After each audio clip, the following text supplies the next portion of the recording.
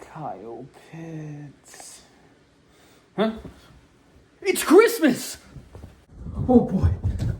I can't wait to see what Santa got. Wow, Santa got everything I asked for. He got me bananas, breast milk, protein powder, and then Sam Adams Oktoberfest. Seasonal, you can't get that this time of year. Wow, Santa. Wait, what's that in the back?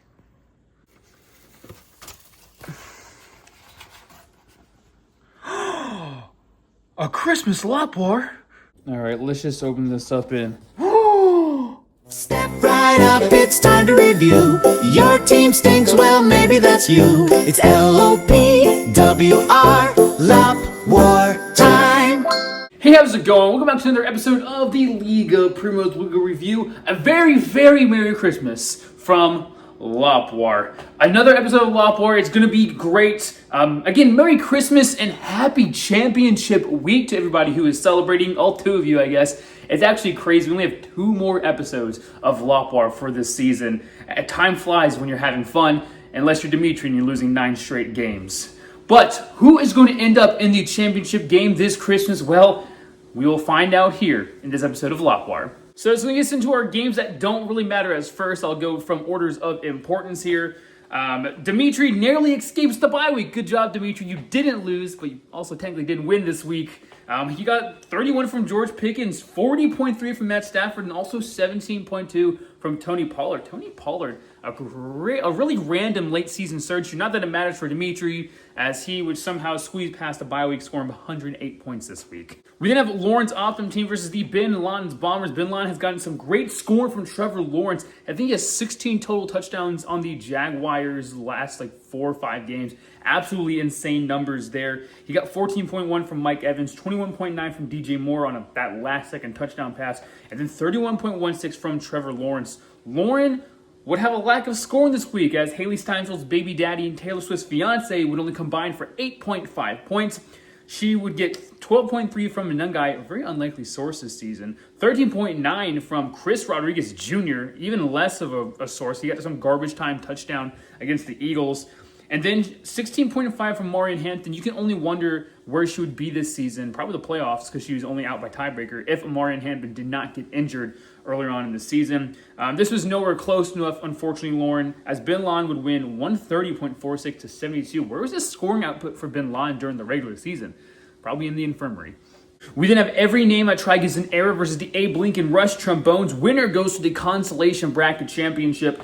Abe Lincoln got 13.2 from Wilson from the Cardinals, that's Michael Wilson. 18.5 from A.J. Brown, who has had a really tremendous kick. He's actually 65 yards away from a 1,000-yard season. Who would have thought? And then he got 41.8 from Chris Olave. Not that it matters, but Chris Olave had a great game for him. Kevin would get 16.6 from Trevor Etienne, 20.6 from Cortland Sutton, who I believe is the 9th-ranked wide receiver in fantasy right now, and then 33.4 from James Cook. Barely being enough as Kevin wins 120.02 to 114.1. Kevin, last year's Consolation Bracket Championship, makes it back again. Maybe we need to tell him this isn't the real championship that he should be fighting for. Maybe we should tell him that this is just the number 1 overall pick and we're actually fighting to win the league, not to get next year's number 1 overall pick that we may potentially trade. Who knows? We then have the Big Tree City Big Bears versus the Pitt Smellers. Pitt Smellers made the decision to bench Amika Egbuka for Quentin Johnston, the person who made him lose the playoffs in the first place 3 minutes before kickoff. So how would that work? He also benched Jonty. I like how I'm referring to myself in the third person. It's fun. For A.J. Barner of the Seahawks. So how would that work for him? Pitt Smellers got 18.7 from tight end 2, Kyle Pitts. Kyle Pitts, the second best fantasy tight end right now, is absolutely insane. I'm loving it. Continue his great fantasy year, 19.4 from Romeo Dobbs. Luckily for me, they don't count missed onside kicks as negative fantasy points, or else, I would be screwed. And then 25.4 from Quentin Johnston, who had about 5 receptions, 102 yards, and a tutty.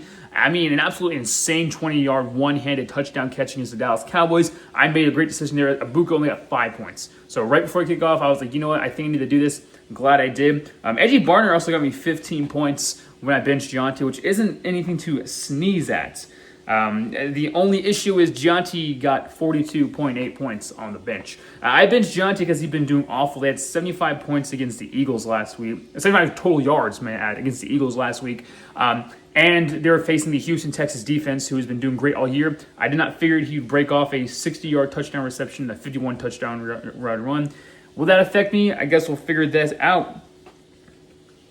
Big Bears, we get 17.4 from backup Seattle Seahawks running back Charbonnet, however you pronounce that. 19.4 from my boy Jalen Hurts. And so it would come down to Monday night, Jonathan Taylor versus Christian McCaffrey. I came in with Jonathan Taylor in a 20-point lead, and it was a close one. But on the Niners' last real drive, Tonjes caught a touchdown pass in the back corner of the end zone.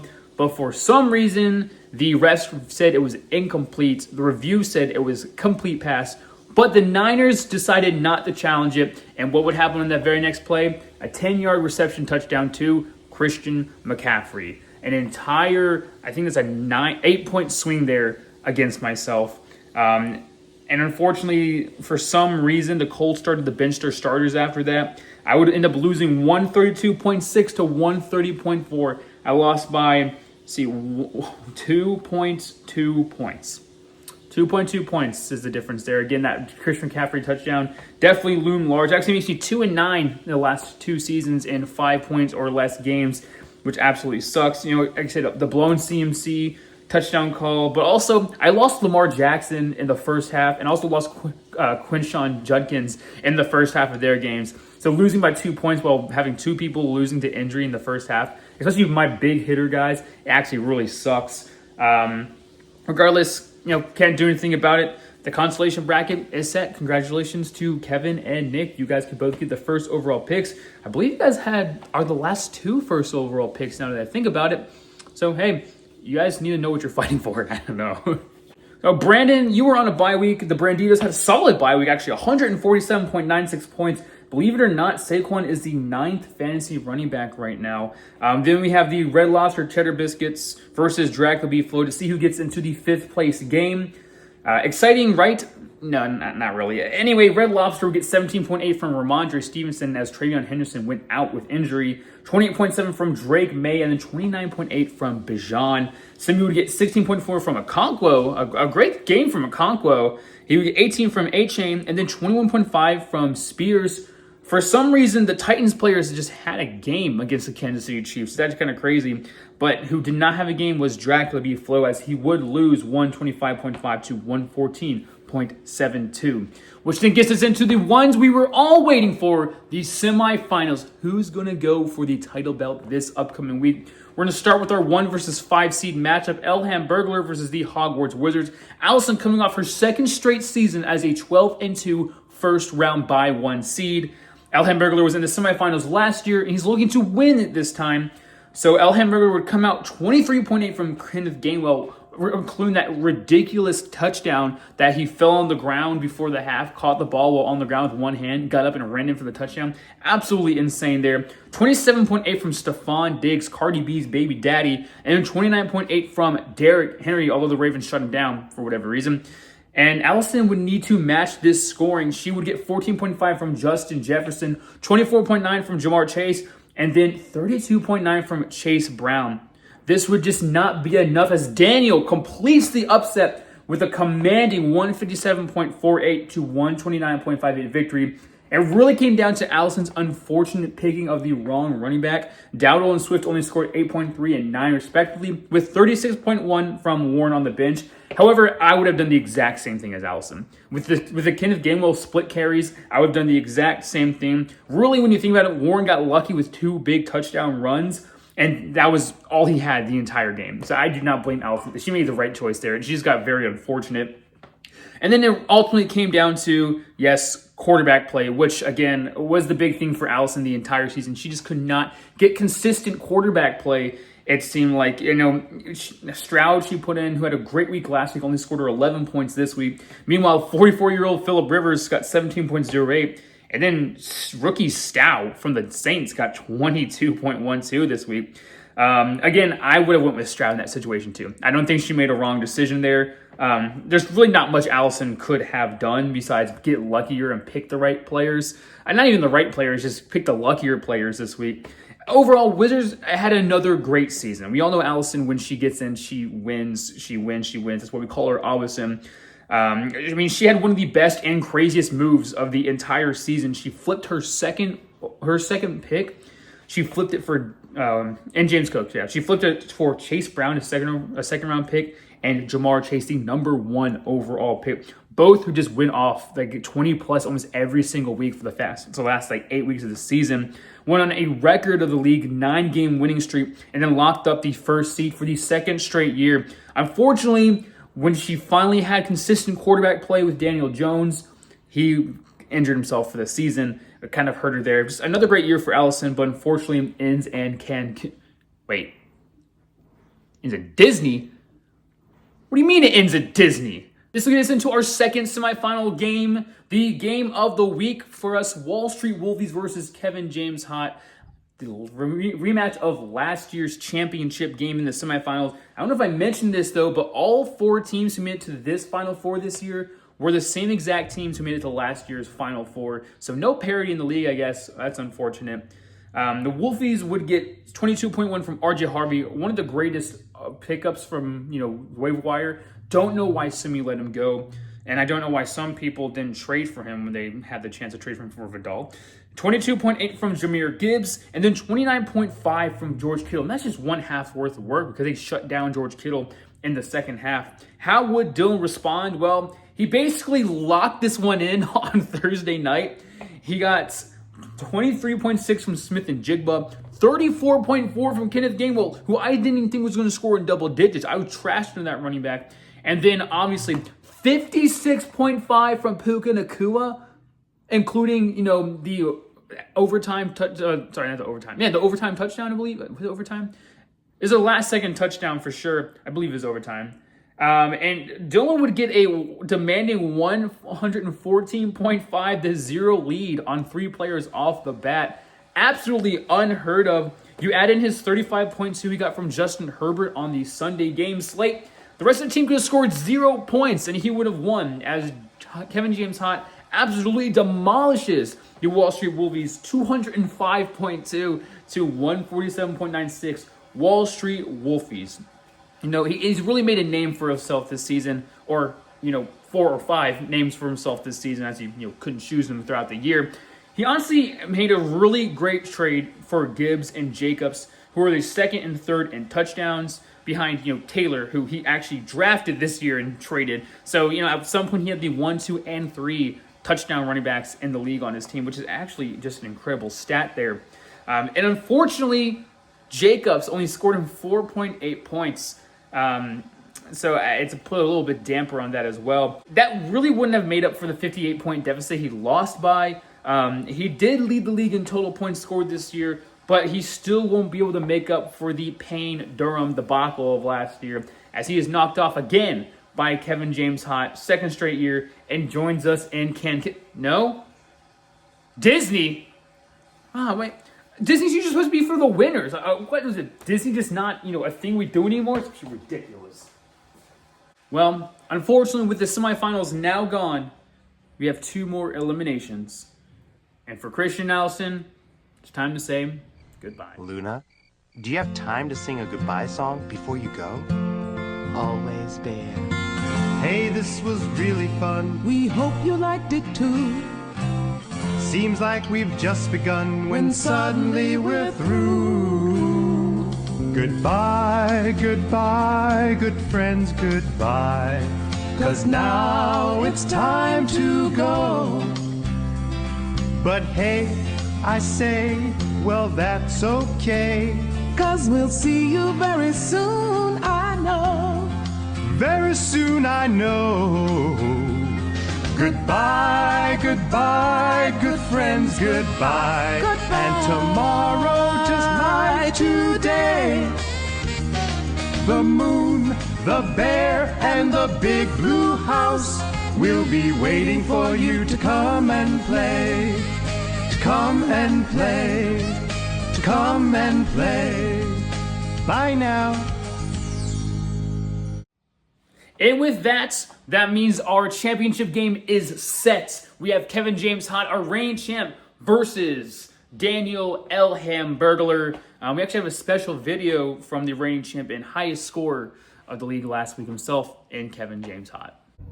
You know, this entire season, people have been like, oh, Dylan, you're barely pulling out these wins by the skin of your teeth. Well, guess what? My teeth are made out of bone. Yeah, that's right. Not skin.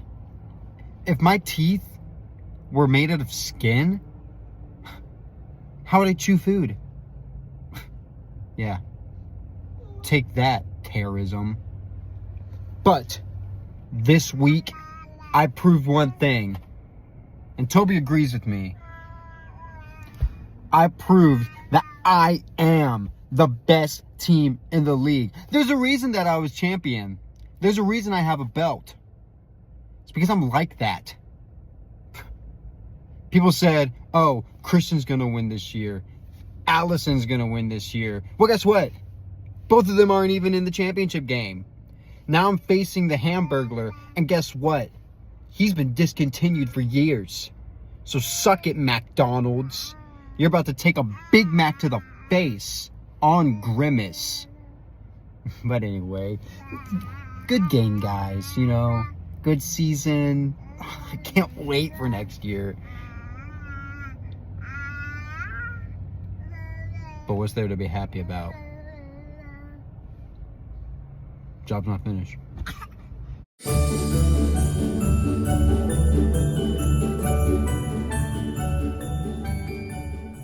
Hey guys, welcome to the League of Primos gift exchange this year. Another great year for everybody. And to show you how much I appreciate you, I have given each one of you guys a gift this year. We're going to start with you, Bin Laden's Bombers. Bin Laden, this year I gave you the gift of health insurance. With all of your players always ended up hurt, I feel like this would be the best gift for you. And unfortunately and ironically in America, this is probably the most expensive gift I could give you. Oh boy, I just want to jump for joy. Yeah, please don't. You're going to hurt yourself. Lauren, for you, I've given you a list of every single person in the league who is dating or married to a celebrity. Oh boy, a mock draft. Lauren, no, that's not what that's for. Oh, Stefan Diggs is dating Cardi B? I can do Josh Allen round 1, Stefan Diggs round 2, and then... Oh, brother. Anyway, L Factory, to you, I give you a book on the rules of football. Not only you going in a 9-game losing streak probably need this, but also after I, tested you on the basics of football, you definitely need this. Yeah, thanks for this book, but I'll probably lose it. Yeah, that doesn't surprise me. You're pretty good at losing things this year. 9 straight of them, to be fact.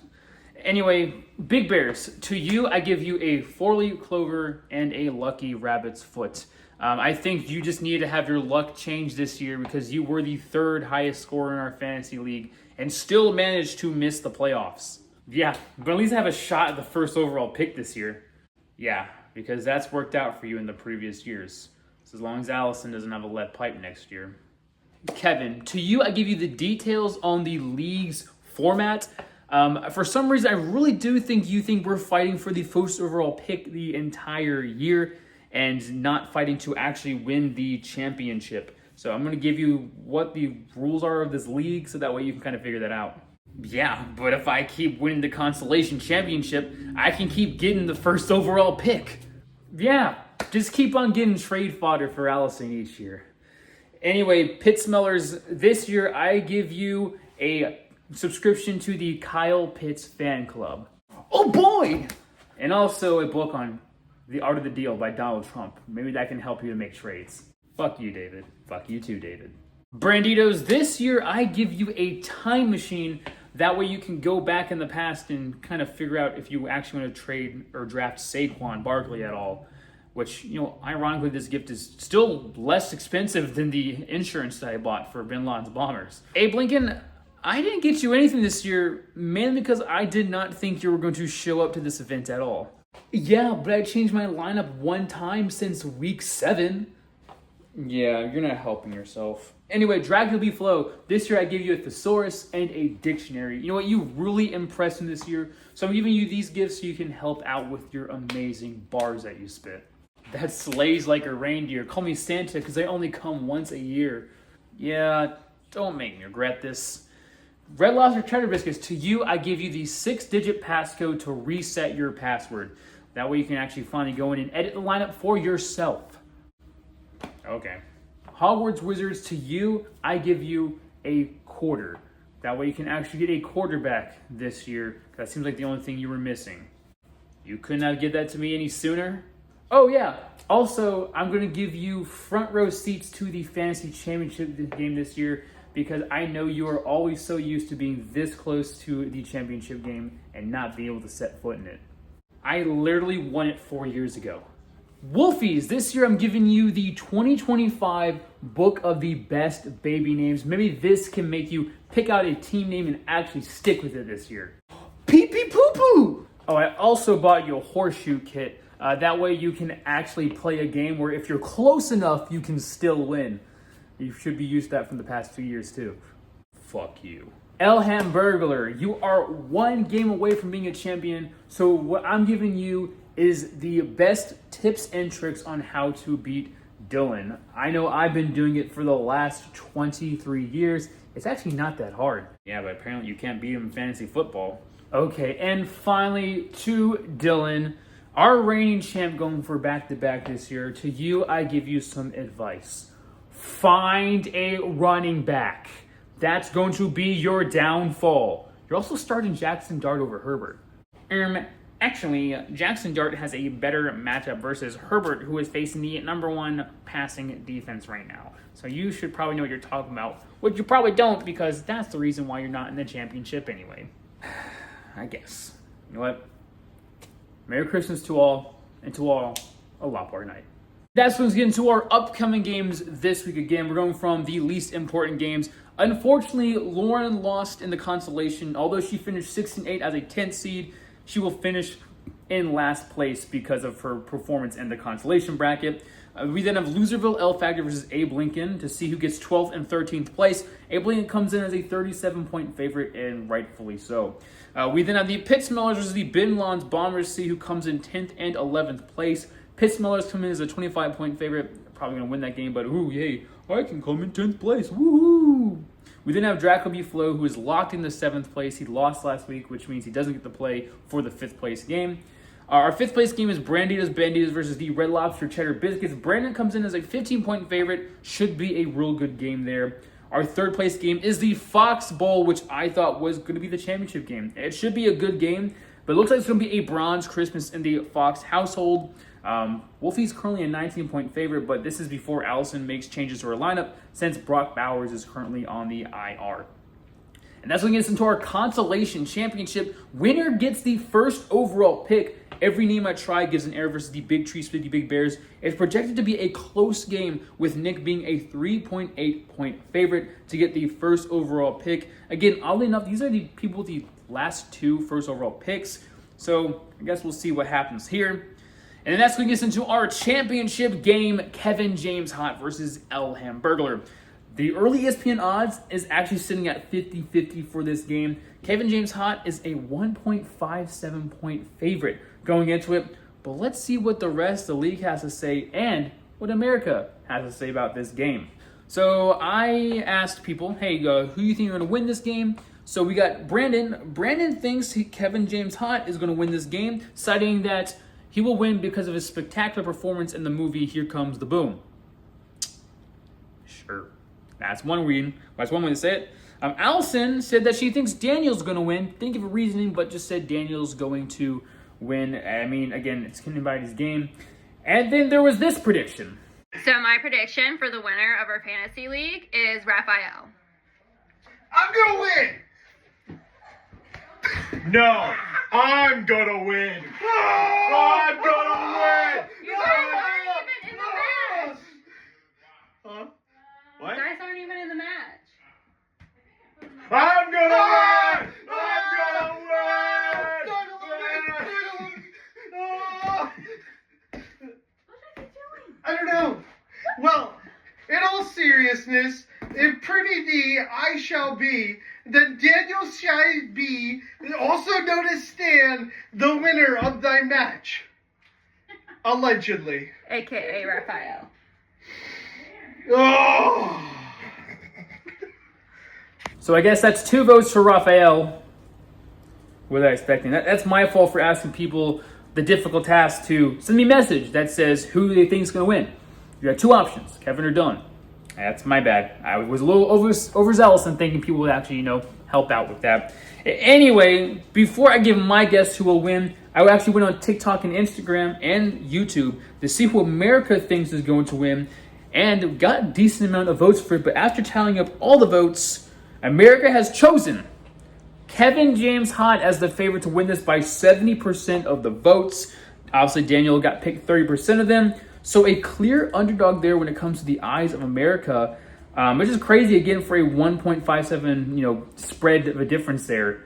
So now it's time for the commissioner pick. Now keep in mind, I am 1-3 in my picks for this postseason for the winners bracket. So you may not want me to pick you, but this year I will pick. And I think I might need to arrest someone for being too hot. Oh, well, I turned myself in. You're under arrest, cameraman. You get the bag and fumble it, I get the bag and flip it and tumble it. Straight off the lot, 300 cash, and the car came with a blood in it. Lil' mama a thot, and she got ass, and she gon' fuck up her bag. Pull up to the spot, living too fast. That's right, Kevin James Hott. I picked him to finish their back-to-back championship run and hold on to the belt for another year. So we have Dylan. Dylan thinking America wins, and then 2 against 1. Dylan will win for the people who actually answered my question. So that's it. It's hard to believe that we are only 1 more Lopwar for the rest of the year. So enjoy it. This day is Christmas. Merry Christmas. Enjoy the time with your families this week. I'm thankful for you all. I'm glad that I'm able to be in the same league and be able to treat you guys each week. I guess it's not really a treat if you guys don't enjoy it, but be able to sit here and share a league with people who do care and who are fun to be around. I wish you a Merry Christmas and a Merry Lopwar to all. And to all, a Lopwar night.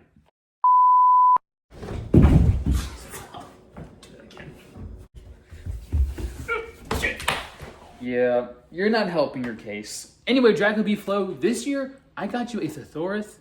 Yeah. This year I got you a Thesaurus. Fuck! This year I got this. Sammy, this year I got. Fuck me. This year I got you a Thesaurus. Fuck me. I saw a pony cat. God.